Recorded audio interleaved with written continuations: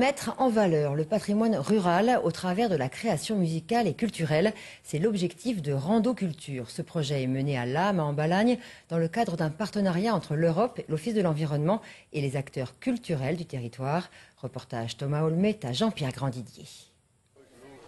Ils sont venus de Grèce et de Majorque en Espagne à la découverte de Lames. Arpenter le parcours des sentiers du patrimoine depuis la place du village avant d'emprunter les ruelles étroites, les passages voûtés des vieux quartiers et découvrir les demeures anciennes. Maison de notable 19e, donc les murs sont entièrement enduits, façade néoclassique avec des éléments de décor relativement importants, voyants. Pour nous, c'est important parce que c'est une manière de partager et de collaborer avec la municipalité de Lames et l'Office de l'environnement de la Corse. Nous sommes dans un projet européen.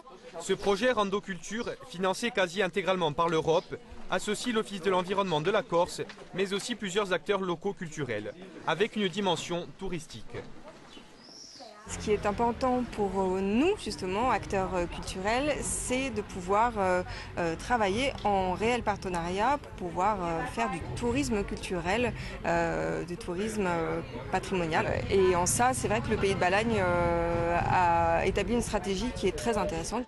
L'idée majeure de ce projet innovant, la mise en valeur du patrimoine à travers la création artistique. Valoriser du patrimoine ne suffit pas, c'est-à-dire que restaurer du patrimoine bâti ne suffit pas. Derrière ce patrimoine bâti, il y a tout un patrimoine immatériel.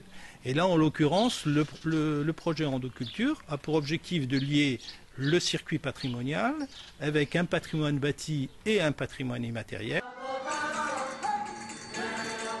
Échanges culturels et chants traditionnels sont venus ponctuer cette journée dans une ambiance conviviale et de partage entre peuples européens.